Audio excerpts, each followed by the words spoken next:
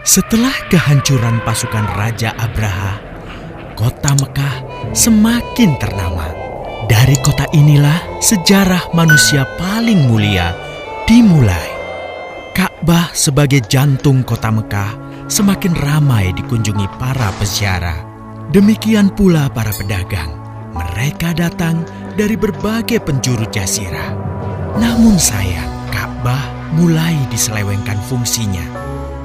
Akibatnya, kejahiliahan merajalela.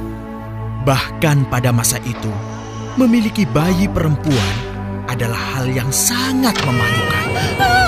Aib bagi keluarga. Sehingga sebagian dari mereka tega membunuh bayi perempuan mereka sendiri. Di tengah kondisi masyarakat jahiliyah itulah Nabi Muhammad dilahirkan. Bayi luar biasa itu lahir dari rahim seorang wanita mulia bernama Aminah. Pada saat itu ditandai peristiwa-peristiwa yang luar biasa. 10 balkon istana Kisra runtuh. Juga padamnya api-api yang biasa disembah oleh orang-orang Majusi.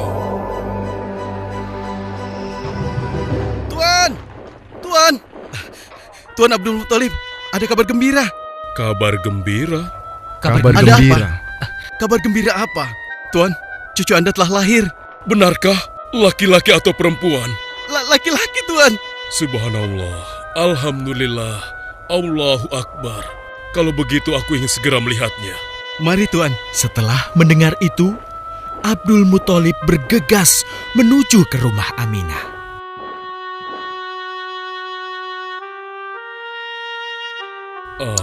Cucuku, kasihan engkau terlahir yatim.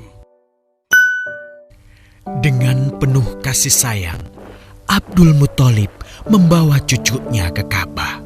Ya Allah, jadikanlah cucuku ini menjadi seorang yang mulia dan terhormat, sebagaimana Nabimu Ibrahim alaihissalam.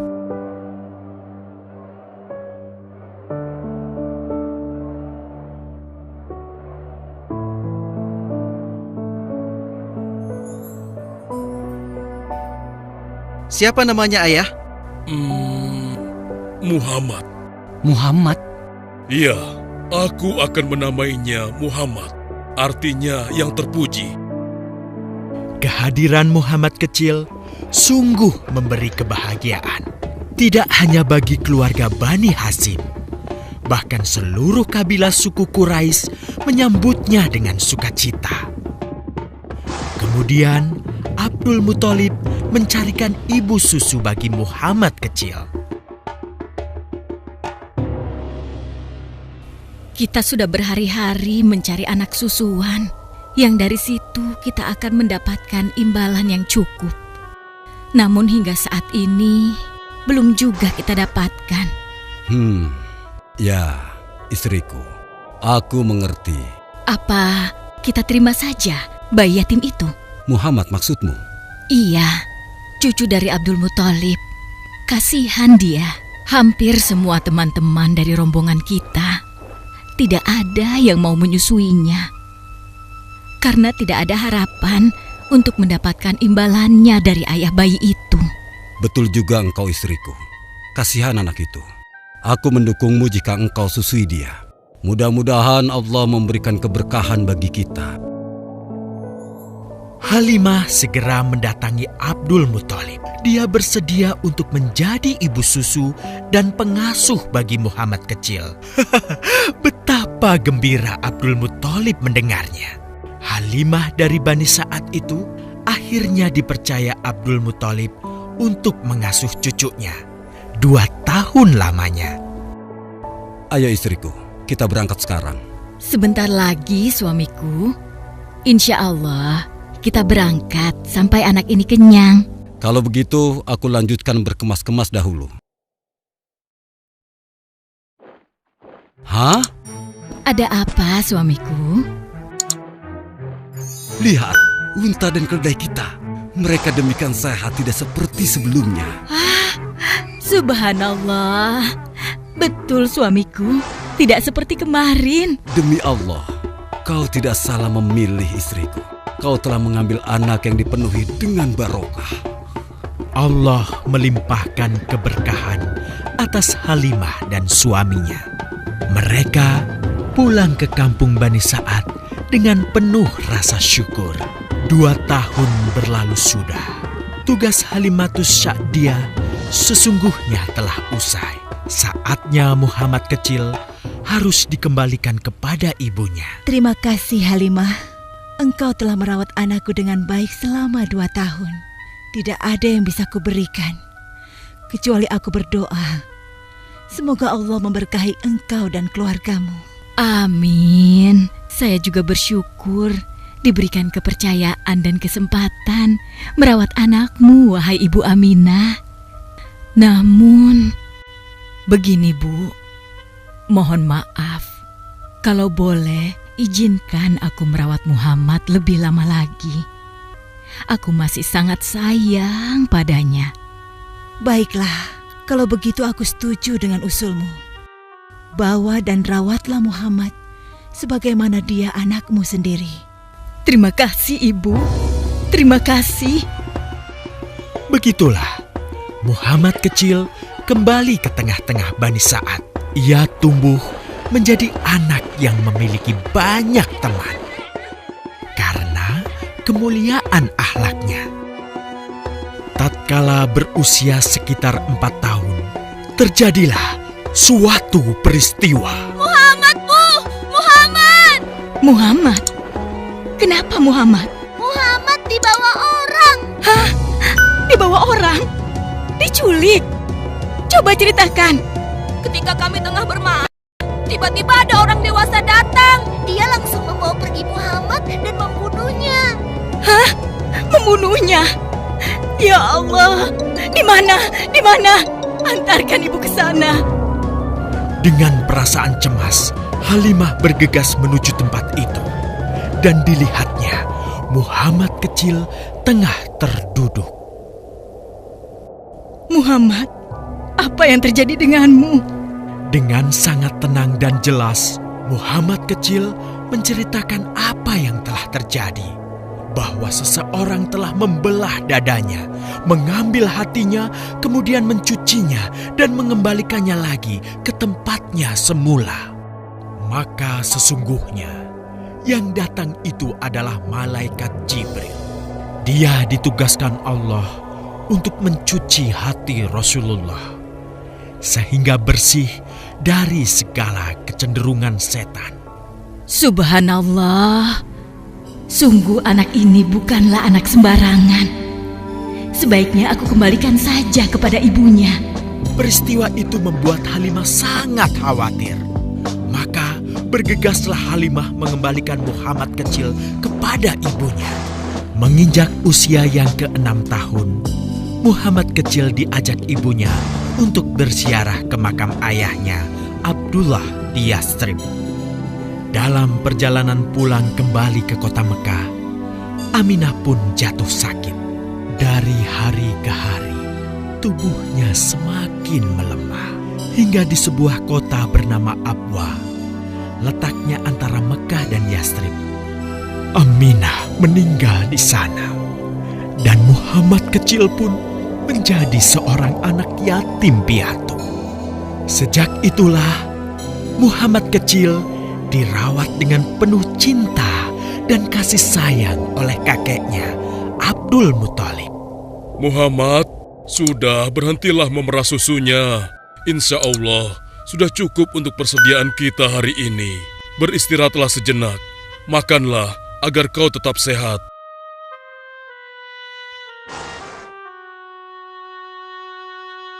Ya Allah, betapa mulia akhlak cucuku ini. Namun, kasih sayang Abdul Muthalib tidak berlangsung lama. Saat usia Muhammad 8 tahun, Abdul Muthalib, kakeknya yang sangat menyayanginya itu, meninggal dunia. Kemudian, pengasuhan atas Muhammad pun beralih ke pamannya, Abu Thalib. Muhammad kecil tahu betul betapa sayangnya pamannya kepadanya. Di mana Muhammad? Ia tengah mengembalakan kambing milik salah seorang penduduk Mekah, suamiku. Sejak kapan dia keluar rumah? Sekitar waktu subuh tadi. Subhanallah, betapa baiknya akhlak keponakanku ini. Ya Allah, maafkan ketidakmampuanku mencukupi kebutuhan keponakanku. Sayangi dan berkahilah dia. Jadikanlah dia orang yang mulia di antara manusia. Hingga saat usia Muhammad menginjak 12 tahun, pamannya Abu Thalib mengajaknya berdagang ke Syam. Sampailah mereka di satu daerah bernama Busra. Saat mereka beristirahat, datanglah seorang pendeta menghampiri. Wahai saudaraku, selamat datang di Busra. Tampaknya kalian bukan orang sini. Dari manakah kalian berasal? Terima kasih saudaraku, kami datang dari Mekah. Lalu, siapakah gerangan anak ini? Ini adalah keponakanku, Muhammad namanya. Apakah engkau bertanggung jawab atasnya, Tuan? Ya, Kemana ayahnya? ayahnya sudah meninggal sejak ia masih dalam kandungan. Oh, apakah kini dia yatim piatu? Benar, Aku sungguh beruntung bertemu dengannya. beruntung. Beruntung apa? Sungguh, keponakanmu ini adalah orang yang sangat istimewa. Oh ya? Ya, dia adalah seorang nabi, Hmm? seorang utusan Allah. Bagaimana kau tahu hal itu? Aku tahu karena aku seorang pendeta. Dan berita kedatangan dia sebagai seorang utusan Allah sudah disampaikan di dalam Injil. Bahkan aku pun bisa mengetahuinya dari cincin kenabian yang berada di bagian bawah tulang rawan bahunya yang menyerupai buah apel sebagai tanda kenabiannya. Begitulah pendeta bernama Bahira menyampaikan kepada Abu Thalib perihal kenabian Muhammad. Ia berpesan agar menjaga baik-baik keponakannya itu, karena Muhammad kelak di suatu saat nanti akan menghadapi banyak gangguan dan rintangan. Istriku, Muhammad sudah berusia 25 tahun. Aku pikir sudah saatnya dia untuk menikah. Betul, suamiku. Namun, dengan siapakah dia akan kita jodohkan? Kemarin Khadijah mengirimkan utusannya dan menyatakan keinginan Khadijah untuk menjadikan Muhammad sebagai suaminya. Hah? Khadijah? Khadijah yang mulia itu?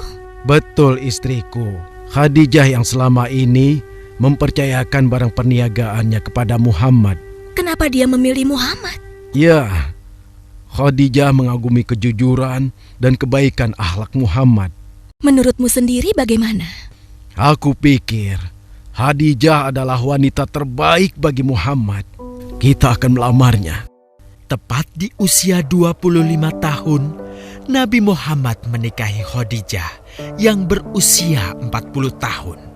Dari pernikahan itu, mereka dikaruniai Allah 6 orang anak. 2 laki-laki adalah Al-Qasim dan Abdullah. Sedangkan putrinya adalah Zainab, Ruqayyah, Ummu Kulsum, dan Fatimah. Namun, kedua putranya itu telah meninggal semenjak mereka kecil. Suatu ketika, terjadilah banjir besar di kota Mekah. Kabilah-kabilah di kota Mekah pun bergotong royong membangun kembali Ka'bah. Setelah pembangunannya selesai, terjadilah perselisihan antara pemuka kabilah tentang siapakah yang paling pantas meletakkan Hajar Aswad di Ka'bah. Abu Thalib, apa yang harus kita lakukan? Kita sudah bicarakan hal ini selama 5 hari, namun tidak ada titik temu. Aku khawatir akan terjadi pertumpahan darah. Sudah, begini saja. Kita sepakati bahwa masalah ini kita serahkan kepada takdir terbaik. Lihat pintu masuk Ka'bah itu.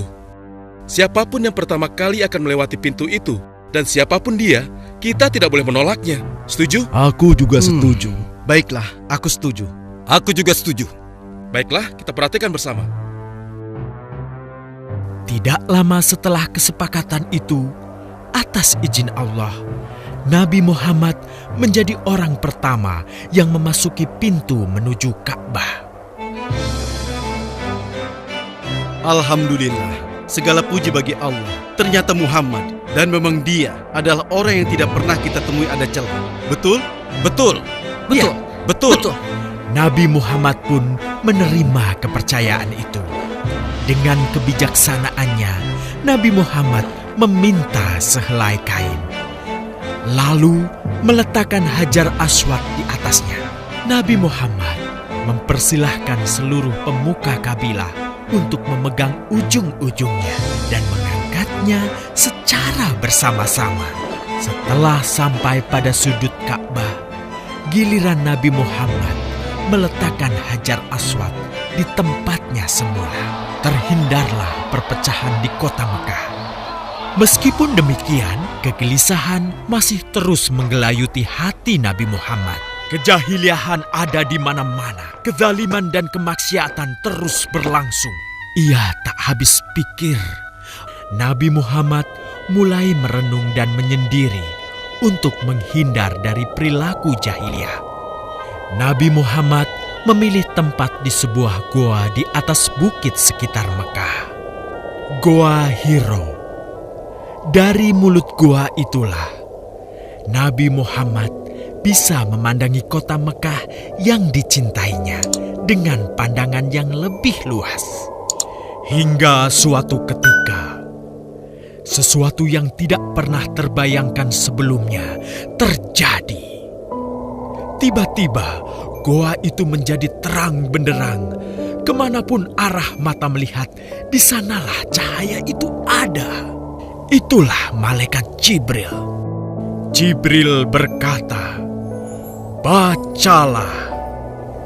Dengan gemetar, Nabi Muhammad berkata, "Aku tidak bisa membaca." Malaikat Jibril lantas merangkul Nabi Muhammad SAW dengan kuat hingga nafas beliau sesak. Seraya berkata lagi, "Bacalah." Sampai akhirnya malaikat Jibril membantunya setelah merangkulnya dan menyuruhnya membaca hingga 3 kali. Kemudian malaikat Jibril membantunya membaca. "Bacalah dengan menyebut nama Tuhanmu yang menciptakan. Dia telah menciptakan manusia dari segumpal darah. Bacalah, dan Tuhanmulah yang paling pemurah, yang mengajarkan manusia dengan perantaraan Al-Qalam. Dia mengajarkan kepada manusia apa yang tidak diketahuinya." Kalimat suci telah terucap. Resmilah sudah. Dari dalam Goa Hiro, Allah mengangkat Nabi Muhammad SAW sebagai penuntun dari kegelapan menuju cahaya, dari keburukan menjadi kebaikan, dan dari kesengsaraan menuju ke keselamatan.